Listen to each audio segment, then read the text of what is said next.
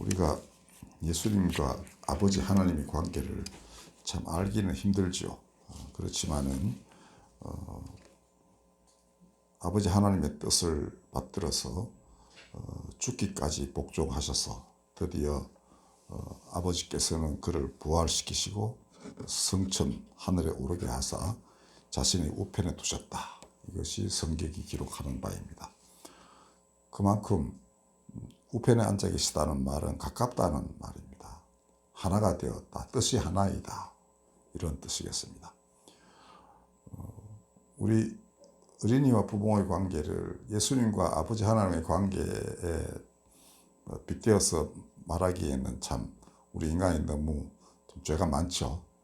그렇지만은 예수님의 아버지에 대한 그 마음은 정말 우리가 아이들을 대할 때나 또 우리도 뭐 아루이로 다 있잖아요. 우리도 한때 어린이였고 지금은 어른이 되고 할아버지가 되고 할머니가 되고 또 그렇게 해서 아이들을 돌보기도 하고 그렇습니다. 그리스도 예수의 마음이 사람들을 기르는 데에도 반드시 꼭 그 원리가 되어 가지고 작동이 되면은 이 세상 어린이들이 그래도 평안한 세상에서 살 수 있지 않겠습니까? 지금 전쟁에서 제일 괴로움을 당하는 사람은 민간인 여성과 어린아이들입니다. 그러니까 전쟁은 있어서는 안 되는 거지만은 역사에서는 정말 전쟁이 너무나 많았고 너무나 많은 사람들이 그걸로 인해서 목숨을 잃었습니다. 그와 더불어 살아남은 사람들의 고통도 이만저만이 아니었죠. 이제 부활하신 예수께서 다시 오셔서 그 생명의 힘으로 모든 사람을 살리는 그래서 천진난만한 아이들이 정말 타고난 그 본성대로 이 세상을 기쁘게 어른들까지도 기쁘게 하고 어른들의 그 더러워진 마음도 깨끗하게 해주는 그런 일이 벌어지기를 바랍니다. 어른들은 아이들 보면서 마음이 좀 깨끗해지는 거 사실입니다. 그러니까 우리가 사람을 기르게 아이를 낳아서 기르게 하는 거 이거 하나님 주신 복이에요. 그리고 어찌 보면은 그 창세기에 보면은 가인이 아벨을 죽이거든요. 그런데 하나님은 가인에게 표를 주어 가지고 보호도 하시면서 동시에 저쪽 멀리 쫓아냅니다. 그러니까 좀 황무한 땅에 가서 살게 하시지만은 거기서 가정을 이룩하게 해요. 그래서 아이를 낳고 살게 하고 후손들이 쭉 이렇게 번창합니다. 해석은 구구하게 여러 가지가 있지만은 저는 하나님이 사람 죽인 형제를 죽인 사람에게 가정을 갖게 해서 아이를 기르게 함으로써 자신이 얼마나 나쁜 짓을 했는가를 깨닫게 한 그런 사건이라고 생각합니다. 물론 설화 형식을 빌어가지고 사람 이야기를 한 것이지만은 역사에는 그런 일들이 참 많았거든요. 그러니까 지 자식은 기뻐하면서 나무 자식은 마음대로 다루는 이게 지금 우크라이나에서 벌어진 상황입니다. 근데 러시아 사람들이 마음을 바꿔야 돼요. 그리고 적국의 아이라고 할 수 있겠지만은 그 아이를 지금 자기 품 안에 강제로 떠맡게 된 러시아 사람들은 하늘의 뜻을 깊이 헤아려서 러시아가 새롭게 변화되도록 그 마음을 모으도록 해야 됩니다. 하나님이 반드시 그렇게 하실 것입니다. 자, 오늘 이제 부활의 예수님께서 무슨 일을 하실 것인지에 대하여 좀 말씀을 드리겠습니다. 예수님은 인자됨으로 말미암아 하나님이 그에게 심판하실 권한을 주셨다라고 말씀하셨습니다. 요한복음 5장 27절입니다. 그런데 오늘 우리가 읽은 12장에 보면은 내가 온 것은 세상을 심판하려 함이 아니요 세상을 구원하려 함이다 이렇게 말씀하셨습니다. 그렇다면 심판이란 없는 것인가? 그렇지 않습니다. 이어서 말씀하시기를 마지막 날에 심판할 이가 있는데 그것은 바로 내가 한 그 말이다. 즉 그리스도께서 남기신 말씀이 심판하는 이다, 이렇게 심판자이다, 이렇게 하신 것입니다. 그 말씀은 복음서에 기록된 그의 말씀이고 그 뿌리는 구약 성경에 있습니다. 대부분의 말씀이 구약 성경을 새롭게 이해하고 새로운 표현으로 바꾼 그런 말씀이에요. 그 뿌리는 언제나 올해 2000년 가까이 내려온 구약 성서의 하나님 신화에 기초한 그런 말씀이에요. 그런 어떤 말씀이 있는가 몇 가지만 살펴보겠습니다. 때가 찼고 하나님의 나라가 가까이 왔으니 회개하고 복음을 믿으라. 마가복음 1장 15절. 내가 너희를 사랑한 것 같이 너희도 서로 사랑하라. 요한복음 13장 34절. 이게 세 개의 계명입니다. 이건 유일하게 앞으로 너희가 지켜야 할 유일한 계명이다. 세 계명이다. 이렇게 했어요. 과거의 계명은 구약 성경에는 613개의 계명이 있다고 알려져 있습니다. 근데 그걸 딱 하나로 이렇게 요약해서 이제 알아듣기 쉽게 하신 거죠. 그 다음, 나더러 주여 주여 하는 자마다 다 천국에 들어갈 것이 아니요 다만 하늘에 계신 내 아버지의 뜻대로 행하는 자라야 들어가리라. 마태복음 7장 21절. 그러니까 그렇게 이해하기 어려운 말씀도 아니고 또 행하기 어려운 그런 말씀도 아닙니다. 양과 염소의 비유에 보면은 헐벗은 자에게 옷을 입히고 목마른 자에게 물 주고, 그러니까 굶주린 자에게 먹을 것을 주는 것, 이것이 바로 그가 하라 하신 하나님의 뜻에 따르는 일이었습니다. 어려운 일 결코 아니죠. 그렇다면은 그의 말씀이 우리에게는 큰 멍해가 되고 도저히 질 수 없는 짐이다, 이렇게 말할 수 없는 것입니다. 멍에는 쉽고 내 짐은 가볍다, 이렇게 말씀하신 그 말씀 그대로입니다. 우리 오늘 김 집사님 안 나오셨지만 늙은 오빠 위에서 가서 밥 지어주고 빨래해주고, 이거 다 그렇게 이웃을 향한 하나님의 뜻을 구현하는 것입니다. 우리 성집사님이 와서 일하시고 하는 것도 다 마찬가지입니다. 어느 누구나 다 옆에 사람들, 우리 이웃과 떡을 나누는 거 다 그럴 거예요. 그리고 우리는 더더욱이 지난번 은수 사건에서도 말씀드렸듯이 이웃을 위해서 우리는 열려져 있는 그런 교회입니다. 그리고 하나님이 늘 그렇게 인도를 해 오셨습니다. 그렇게 하면 되는 거예요. 이 말씀들은 아무도 빠져나갈 수 없는 하늘의 그물과 같은 것입니다. 사람이 친 그물은 사람이 만들어서 이렇게 하니까 아무래도 아무리 커도 얼마 안 되죠. 온 바다를 덮을 수도 없고 그렇습니다. 그러나 하나님이 만드신 그물은 자신이 만드신 모든 세상 모두를 다 덮는 그러한 그물입니다. 그래서 아무도 빠져나갈 수가 없습니다. 2600년 전 이스라엘에서 선지자들이 왕성하게 활동하던 시절에 중국에서는 노자라는 사람이 있었습니다. 그가 말하기를, 그것도 똑같이 하늘의 그물을 언급했어요. 이 하늘의 그물은 넓고도 넓어서 비록 성기지만, 그러니까 그물코가 너무 이제 띄엄띄엄 있다는 거죠. 그렇지만 누구도 빠져나가지 못한다, 이렇게 했습니다. 그것은 주로 이제 죄 지은 자들을 심판할 때 보면은 다 미꾸라지처럼 빠져나가는 사람이 너무 많은 거예요. 그리고 억울한 사람이 이상한 피해를 입기도 하고. 근데 노자는 하늘의 그물, 그걸 믿었습니다. 그래서 하늘의 심판을 믿은 거죠. 누구 하나 빠져나가지 못한다.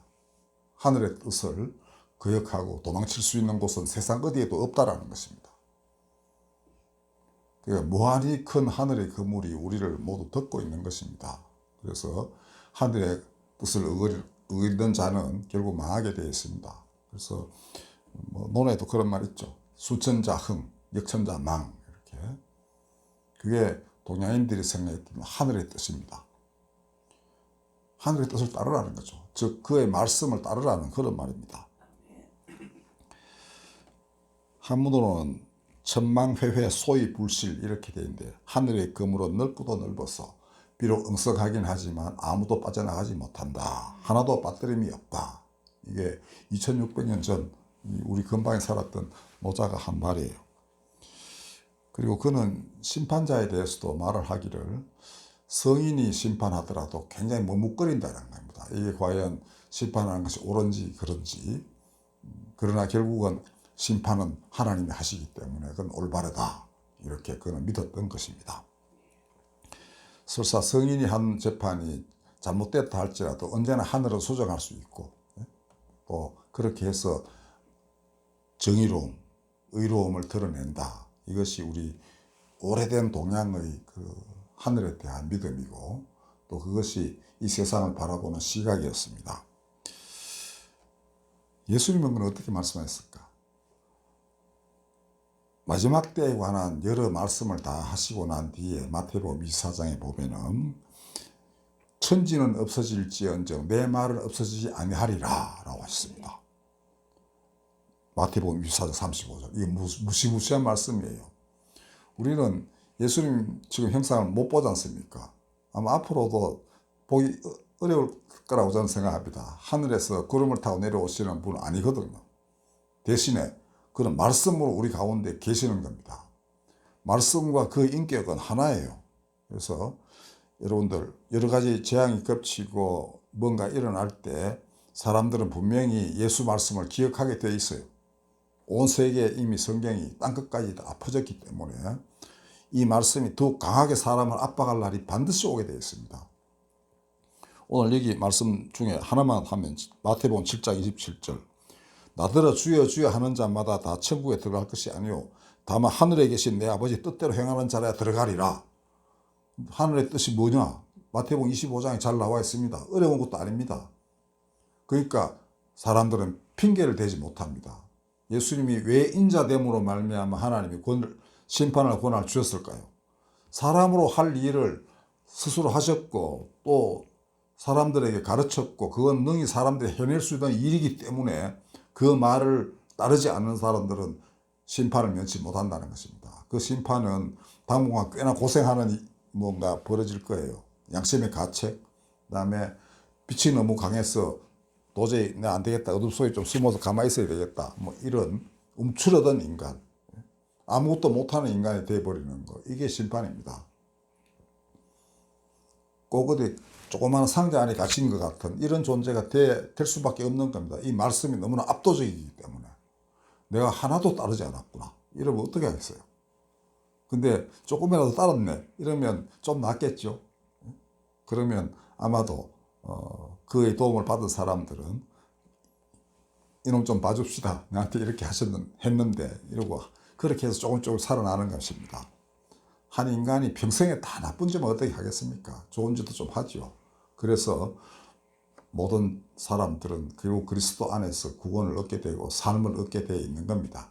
다만 중간에 이 예수님 말씀하신 대로 이 말씀을 지키지 않은 내 삶의 전체적 성격이 이 말씀을 지키지 않는 쪽으로 갔구나 이러면 참 곤란하게 됩니다. 지금은 그의 말씀이 희미해지고 있어도 뭐 그냥 말로 그냥 존재할 뿐이지 내하고 아무 상관없다, 내가 마음대로 해도 아무런 뭐 제재도 없네, 지금은 그렇지만 앞으로 그렇지 않습니다. 반드시 이 말씀이 사람들을 압박하게 되어 있는 겁니다. 그리고 이걸 지키지 아니하면은 가슴이 떨려가지고 어떻게 할 수가 없어요. 뼈가 으슬으슬하게 추워지는 것 같은 그런 느낌이 들 정도의 힘이 이 말씀에 있는 것입니다. 아주 희망적인 말씀하셨죠. 하나님 나라가 가까웠으니까 회개하고 복음을 믿어라. 복음은 기쁜 소식입니다. 너도 구원받을 수 있다. 암만 죄인이지만. 아직도 남은 생애가 그래도 조금은 있지 않느냐. 돌이켜서 새롭게 말씀을 따라라. 이렇게 하시는 겁니다. 그러니까 나이가 들어서 평생을 나쁜 짓 하다가도 돌이켜서 이제는 내 새 사람 되어야 되겠습니다 라고 하면 그 길이 열리는 것입니다. 이게 하나님이 주신 은총입니다. 진실로 오늘의 사람들 우리 보면은 참 근래에도 이재명 더불어민주당 대표에 대해서 대법원의 그 판결도 나왔고, 그런데 저는 박근혜 대통령 탄핵 때부터 줄기차게 말한 게 있죠. 그거 잘못된 거다. 앞으로 100년간 헌법교과서에 오르락내리락 할 거다. 아마 윤석열 대통령 탄핵 심판도 그렇게 될 거예요. 두 개의 심판은. 최근의 그 대법원 판결은 아마 그 반대쪽의 것으로 그 인고에 회자될 그럴 가능성이 대단히 높습니다. 그러니까 예수님 말씀은 사람을 살리는 거예요. 그리고 하나님의 공의를 드러내는 것이었습니다. 정의가 뭐냐 이거죠. 하나님이 원하시는 바가 뭐냐. 자기 개인의 탐욕을 위하여 온갖 것을 다 마음껏 그 권력을 휘두르고 힘을 행사하고 주변 끌어모아가지고 뭘 해내고 하는 거. 이거는 꼭 예수님을 십자가에 못 박아라고 주장했던 군중들의 어리석은 부르짖음, 그 다음에 그를 십자가 죽음 사형에 해당한다고 결정을 내린 당시 그 이스라엘의 사내들이, 즉 우리로 치면 국회와 행정부를 포함한 사법부를 포함한 상권을 다 장악한 그런 회의가 하나 있는데 한 70명쯤 모이는 그걸 공회라고 합니다. 마가복음에 보면 명확하게 기재되어 있습니다.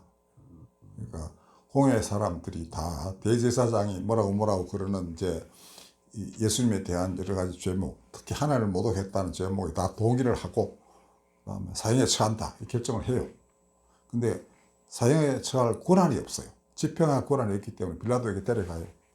빌라도는 이놈들이 지금 예수를 시기해서 이러는구나.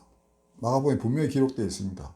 그러니까 그 예수를 죽일 생각이 전혀 없었는데 군중들이 하도 그러니까 에라이 모르겠다. 뭐 내가 소요가 일어나는 것보다는 한 사람 뭐 죽는 거 눈 하나 깜짝할 사람이 아니었으니까 에이 이놈 데려가서 그냥 십자가에 못 박아라 이렇게 했다는 것입니다. 그 당시에는 아무런 일도 일어나지 않았습니다. 아무도 처벌받지 않았습니다. 그렇죠? 대제사장이 어떻게 됐다든지 뭐 벼랑 맞아 죽었다든지 빌라도가 왜 됐다든지 얘기 하나도 없죠. 그냥 그대로 그자는 천수를 누리고 살았습니다. 그러나 예수 부활하시고 승천하신 뒤에 제자들은 전혀 다른 사람이 되어서 하나님의 공의를 그리고 그의 자비를 이 세상에 선포하기 시작했고 그것을 복음이라고 일렀습니다. 기쁜 소식이다 이거죠. 모든 죄인들이 구원을 얻는 기쁜 소식이 그로 인하여 이 땅에 임하였다 이거였습니다. 그런데 죄 지은 자들은 자꾸 그 빛을 피해가지고 어둠 속으로만 숨어들려 한다. 요한복음이 증언하고 있는 바입니다. 그러나 그러지 말고 나오라는 것이었죠. 나오면 괜찮아졌어요.